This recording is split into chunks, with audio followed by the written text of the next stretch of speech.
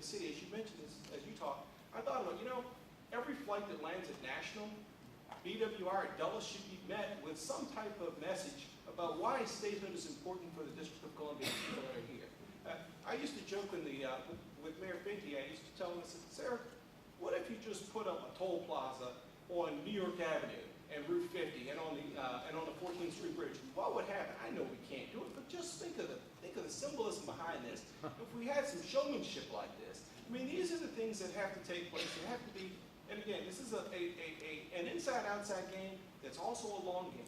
Because ultimately, I do believe this. All the things that we've talked about here that ultimately were successful in passing and becoming the law took place over time. One built on the case of the other. The first vote I ever cast was for Jesse Jackson.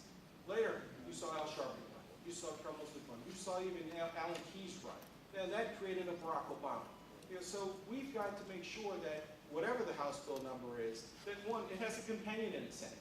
That senators are asked to be a part of this. That my boss, the majority leader of the Senate, is asked to be a part of this. That Dick Durbin is asked to be a part of this. That Chuck Schumer is asked to be a part of this. But not just those individuals. This has to also go across the aisle and speak to Senator McConnell and Senator Cobb. We passed something a little while ago, the Pickford-Cobell Black Farmers Discrimination. And basically, this was to provide funding for farmers, Hispanic and African-American farmers that have been defeated. That was an inside-outside game. John Boyd drove his tractor around Wall Street.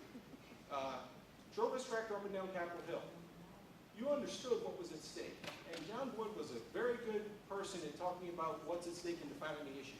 And that's what we're going to have to hear, because at the same time, John knew who he needed to call in D.C., he knew he needed to call in the House and in the Senate to make sure when ultimately, after being closed several times, we ultimately got the bill done.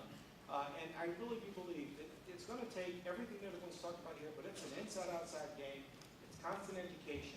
It's education of folks here in the district, as well as folks from outside.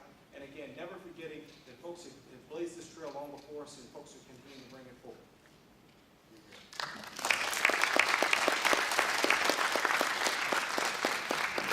Thank you all. What I want to do now is ask a couple of questions to try and draw out some of the points that you made in your introductory remarks. I think everyone has mentioned that there needs to be an inside-outside game, to use Daryl's phrase, and that each has to be multifaceted. I don't want to privilege any specific aspect of the inside-outside game, but I wanted to start with the issue of public education here in the city, and ask how exactly that would look.